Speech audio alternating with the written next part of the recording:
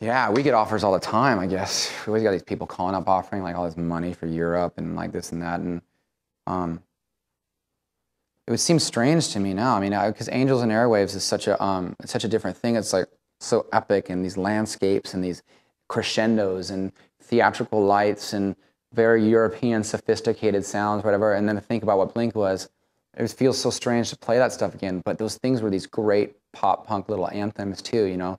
And it's like my whole life, but it defines a period of my life that I'm not at anymore. So I almost feel like it would be lying to play them, you know, like to sing about high school and shit when I'm not in high school, you know. It just seems strange. Well, we recorded We Don't Need to Whisper quite a while ago, a year and a half ago, 2 years ago. We were finished with it, and no, a year and a half ago we got done with it, and then we came back in to record the second half. Largely, it's off this conceptual idea that if you look at the iconography and the artwork, and we spend a lot of time trying to communicate our music through that palette. But the Whisper was about this idea: if space was truly infinite, then there's infinite possibility, and if anything can truly happen beyond, you know, within the physics of the universe, then whatever you think and feel can affect the world around you, if not the world itself. I Empire was, okay, that idea is actually, you know, personifying itself through the individual. And everywhere you go, you carry around the ability to make the world yours. And so the record is largely based around the extremes of human emotion, like love, obsession, fear, etc. And it's much more diverse than We Don't Need to Whisper, but it definitely has the same kind of soundscapes to it.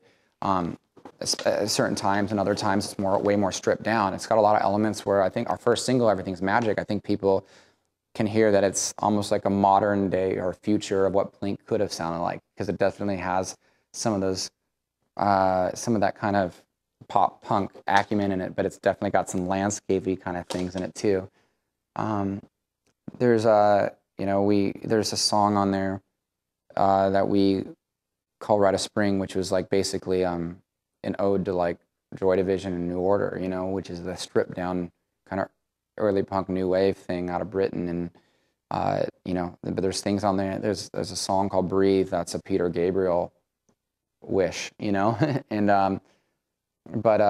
there's, you know, I don't know, it's all over the map. It's much more diverse, but it's a fucking great album. We're really excited about it, stupidly excited. But the problem is I just want to go record another album right now. I'm there. I can do it right now too. I'm like, oh, I don't want to wait. So we'll see. Well, I had a guitar at Fender for a while. It was a Stratocaster, and it was my own model, which was just one pickup, one knob. And I wanted to move over to Gibson because I really like these big hollow bodies. And we put in this 70s style humbucker, one knob, one humbucker, and it works for everything. We have to stuff the inside with foam so it doesn't feed back, because traditionally these guitars never get used for rock and roll. Bluesy kind of rock and roll, but not things that are very modern and have a lot of power behind it, because it'll feed back. But you know, everything about this guitar is different than the normal 333 or 335 or whatever this one is. I don't even know. It's so funny, I have my own guitar. It's like this fucking $4,000 guitar, and I get so many of them. It's not that I take it for granted, but to me, it really is truthfully just a tool. It's not this precious thing. I mean, I'll break it, like, you know, well, I can't do it to this one because I think I actually need it while I'm out here. But I think they're beautiful. Everything about it is locking tuners, and we don't, usually these guitars, they paint the entire neck system and everything, but not mine. I didn't want it that way. They have to put this plate here because there's the way they attach the neck of the guitar to the body. There's a big hole there, so they had to put that there. And they made the design up, and I was like, that's fucking cool. It's all classic looking. And this is the deal. This guitar can make something.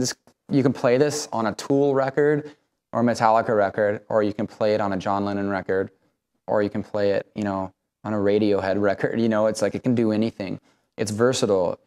And you know, I don't want to be playing these weird, like, tiny guitars and these big guitars and these surf-looking guitars. I want one fucking cool-looking guitar with a racing stripe, and it works everywhere, you know? That's just me. It's fashion. It's a fashionized tool.